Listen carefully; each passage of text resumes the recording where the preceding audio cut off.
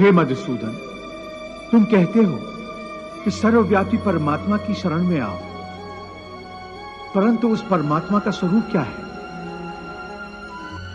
मुझे अपना वो स्वरूप बताओ जिसकी पूजा की जाए, क्योंकि संसार में भिन्न भिन्न लोग भिन्न भिन्न देवताओं की पूजा करते हैं। क्या वो पाप है? नहीं अर्जुन, पूजा कभी पाप नहीं होती। और जो प्राणी भिन्न भिन्न देवताओं की पूजा करते हैं वो भी वास्तव में मेरी ही पूजा करते हैं, क्योंकि इस विश्व के कण कण में मैं ही समाया हुआ हूं।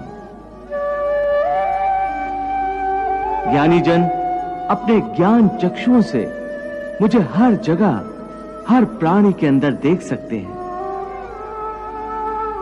एक विद्वान ब्राह्मण में भी मैं हूं, तो एक चांडाल के अंदर भी मैं हूं, गौ में भी मैं हूं, तो एक कुत्ते में भी मैं हूं, हाथी में भी मैं हूं, तो चूंटी में भी मैं हूं। विद्या विनय संपन्ने ब्राह्मणे गवि हस्तनी शुनि चैव स्वपाके च पंडिता समदर्शिना। हे पार्थ, इसीलिए अपनी अपनी श्रद्धा के अनुसार प्राणी जिस जिस रूप में भी मेरी पूजा करते हैं वो मेरी ही पूजा करते हैं। इसलिए जो जो सकामी पुरुष जिस जिस देवता के स्वरूप को श्रद्धा से पूजना चाहते हैं, मैं उस भक्त की उस देवता के प्रति श्रद्धा को स्थिर कर देता हूं। यो यो याम याम तनुम भक्तः श्रद्धार्चितुमिच्छति तस्य तस्याचलाम श्रद्धाम तामेव विदधाम्यहम्। इस प्रकार बहुत से जन्मों के पश्चात उसे जब ये ज्ञान हो जाता है कि इस सारी सृष्टि में मुझ वासुदेव के सिवाय और कुछ नहीं है, तो ऐसा ज्ञानी महात्मा अंततः मुझे ही प्राप्त होता है।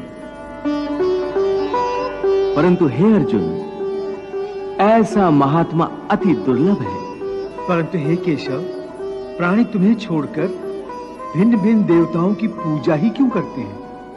हे अर्जुन, मैंने तुम्हें पहले ही बताया है कि इस त्रिगुणात्मक सृष्टि में प्राणियों के कर्म, उनकी वृत्ति, उनकी श्रद्धा भी त्रिगुणात्मक होती है। इसीलिए अपनी अपनी श्रद्धा के अनुसार सत्व गुण वाले देवताओं को पूजते हैं।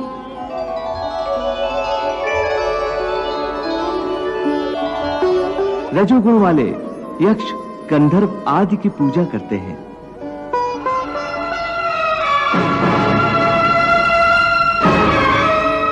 और तमोगुण वाले प्राणी भूत प्रेतों को पूजते हैं।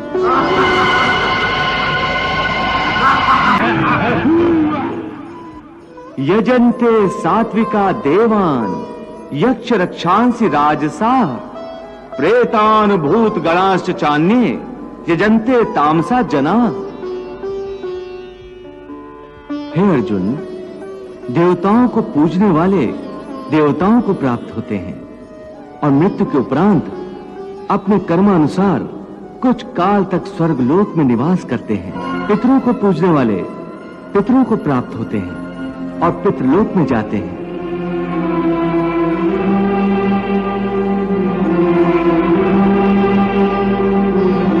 और भूत प्रेतों को पूजने वाले भूतों को प्राप्त होते हैं।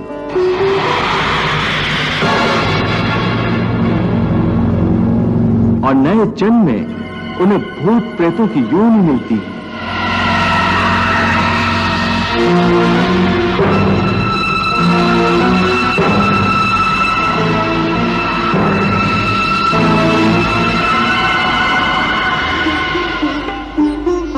हे केशव, तुम्हारे कहने के अनुसार मनुष्य अज्ञान के अंधेरे में अपने अहं का हाथ पकड़े भटक रहा है और इसलिए समर्पण नहीं कर पाता। अर्थात अज्ञान ही समर्पण के रास्ते की चट्टान बन जाता है। तो अज्ञान के अंधकार को दूर करने और ज्ञान प्राप्त करने का सरल साधन बताओ। श्रद्धा। हे अर्जुन, ज्ञान प्राप्त करने का मूल साधन केवल श्रद्धा है। श्रद्धा के बीज से ही विश्वास का अंकुर फूटता है।